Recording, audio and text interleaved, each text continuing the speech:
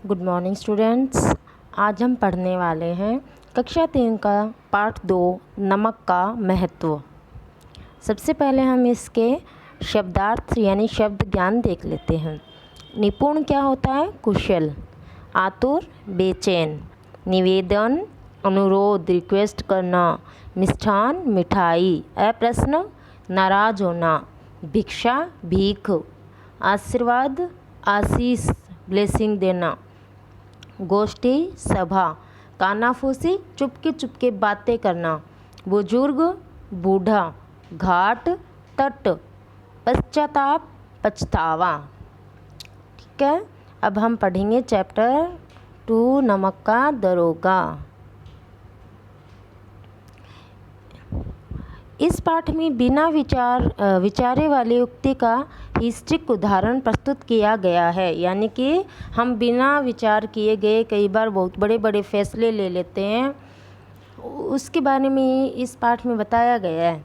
जल्दबाजी में किसी बात पर बिना गहन विचार किए हमें कोई फैसला नहीं लेना चाहिए। कि जल्दबाजी में चाहे कोई छोटी बात हो चाहे बड़ी बात हो, उस पर ध्यान से सोच समझकर ही हमें फैसला लेना चाहिए। बिना विचार किए फैसला नहीं लेना चाहिए। पढ़ते हैं चैप्टर।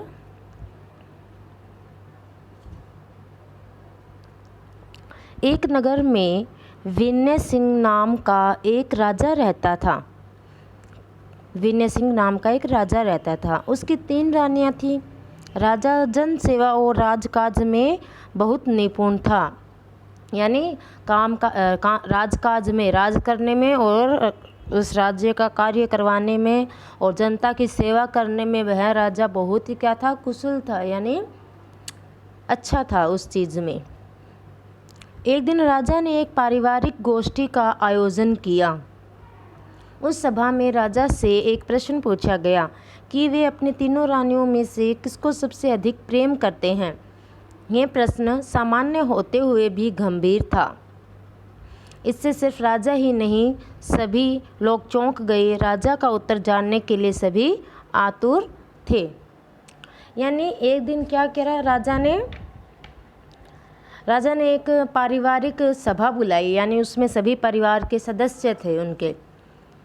उस समय राजा से कहीं एक प्रश्न पूछ लिया किसी ने कि राजा जी, आपकी जो 3 रानियां हैं, आप उसमें से किसको अधिक प्रेम करते हैं, यानी किसको आप ज़्यादा मानते हैं।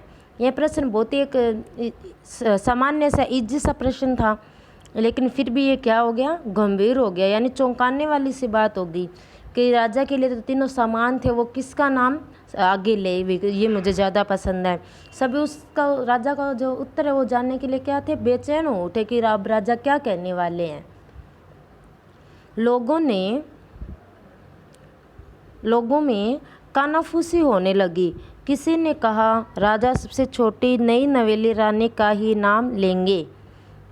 कोई कहता, नहीं नहीं, राजा बीच वाली रानी का नाम लेगा, वह सबसे अधिक सुंदर है। कुछ लोग विचार कर रहे थे कि राजा बड़ी रानी का ही नाम लेगा, वह बहुत समझदार है। तो मतलब सभा में वो लोग जो बैठे थे ना, वो अपने मतलब कानों में बातें कर रहे थे कि कोई तो कहता है कि सबसे जो छोटी रानी है वो नई आई है, बहुत ही सुंदर है, तो उसका नाम लेंगे राजा। फिर कोई कहने लगा कि नहीं, बीच वाली अधिक सुंदर है, उसका नाम लेगा राजा, कि वो मुझे सबसे अधिक प्रिय है। कुछ लोग कह रहे हैं, मतलब अपने मन में विचार कर रहे थे कि नहीं, राजा बड़ी रानी का नाम लेगा कि वो ज़्यादा समझदार है इसलिए। प्रश्न का उत्तर जानने के लिए पुनः निवेदन किया गया। यानी इस प्रश्न का उत्तर जानने के लिए दोबारा से राजा को कहा गया, अनुरोध किया गया कि राजा जी, हमने जो प्रश्न पूछा है, इस प्रश्न के बारे में आप हमें बताएं।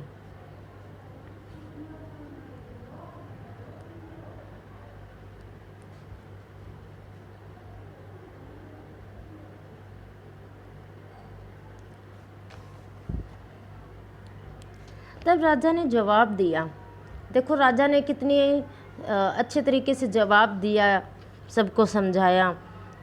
सबसे छोटी रानी मुझे मिष्ठान की तरह प्रिय है।